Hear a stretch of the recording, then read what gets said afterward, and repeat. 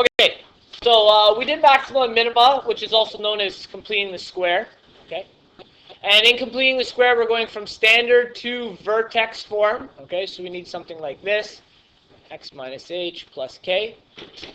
What I'm going to do is I'm going to show you how to complete the square using algebra tiles. Now, in many of your textbooks, the way they'd write a question is they'd have this value as a 1. But I'm going to show you, if the value isn't 1, the first step is still the same when using numbers. We find out what the a value is. What is it in this case? So we divide the very first two terms, only the first two terms, by the a value.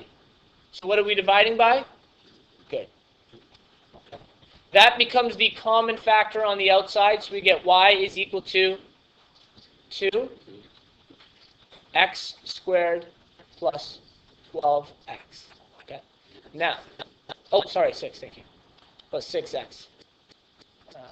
Is it plus 11? Yeah. Plus? I thought it was minus. Okay, it is plus. Now that we've done that with algebra tiles, I want you guys to focus on the three terms, not the common factor, but the x squared, the 6x, and the plus 11. We're going to represent those three terms with algebra tiles, okay? So we're going to use these to represent those three terms that we've highlighted. So, an x squared, the very first box there represents our x squared.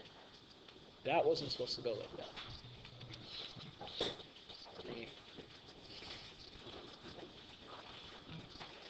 There we go. So there's our x squared. Now, do we have positive or negative 6x? Positive, good. So we're going to take 6 of these x's. 1, 2, 3, 4, 5, 6. And then we have what term? What's our constant term? 11. So we're going to take 11 positive ones in this case. We've been better.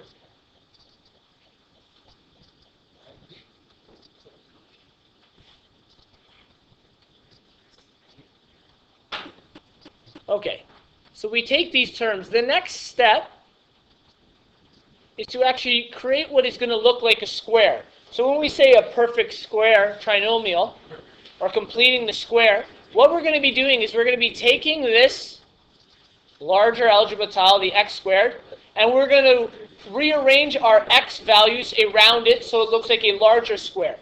X squared is in the shape of a square, and each of these x's is the same length or width of these. Okay? So what we're going to do is for every one we put on the bottom, we're going to turn one.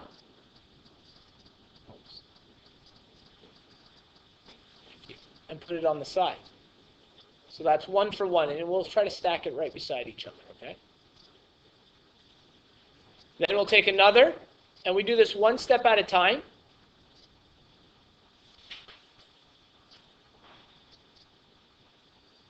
So that we can see them. And if you notice, they will create what's considered a square here.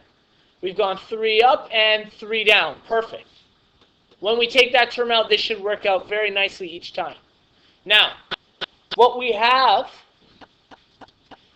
is a missing part of our square. Okay? And in fact, we're going to need constant terms to fill these in. So I'm going to draw a little line so I get an idea of how many constant terms I need. Looking at that, how many little squares have I drawn? 9. So what I've done is I've extended these. Okay?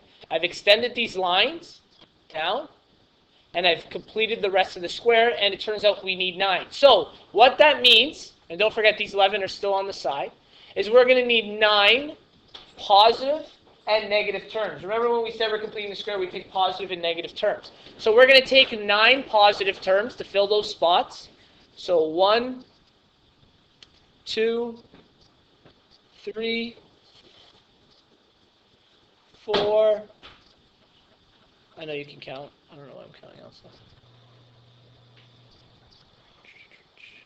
So we're going to fill those spots with the positive terms. Okay? And now, technically, we can't just add 9 to something. We have to weigh it out. Think of it like a balanced scale. We need to also add 9 negatives to this. Okay? So if we had in 9 positives, we need to put in 9 negatives so that the scale stays balanced.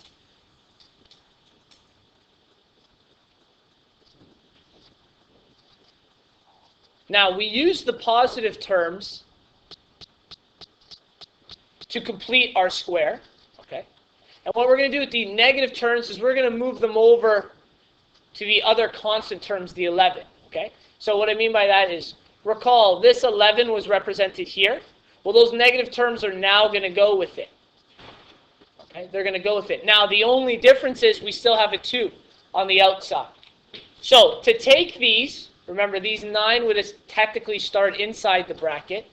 Okay? So we would technically be inside the bracket still. To take these 9 and then move them to the outside, we're going to have to multiply by 2. So how many will we have when we move it outside and multiply by 2?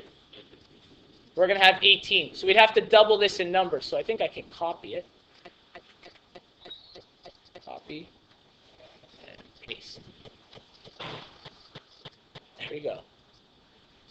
We now have 18. Okay, I'm going to get rid of that little red one. These two don't exist. Okay. So extend the page a little.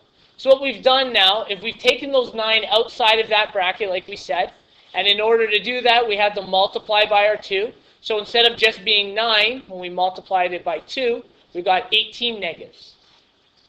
Now, how does this make sense for what we're doing? Well, we still have the 2 on the outside. Now, it's easy to see what the bracket is. In fact, if we just look either at the width or height of this, it's going to be the same term. In this case, we have x plus how many 1s across? 3. And going through the height, we have x plus 1, 2, 3. 3. Okay? So that would be a quick way to factor with algebra tiles. So in other words, we have x plus 3 how many times? Twice. It's squared. Okay? So that's how we set up the completing the square part. And then finally, we need to take our positive and negative terms and essentially just cancel them out to see what we'll have left. So for each positive we have, we take out a negative. So we have 1, 2, 3, 4, 5, 6, 7, 8, 9, 10, 11. 1, 2, 3, 4, 5, 6, 7, 8, 9, 10, 11. How many negatives do we have left? 7. Perfect. So that is going to be our constant at the end. Positive 7. And if you guys look, when we go to dual page, our answers... Oh, yeah, sorry. Thank you. Our answers, because those are negative terms, are the exact same. Okay?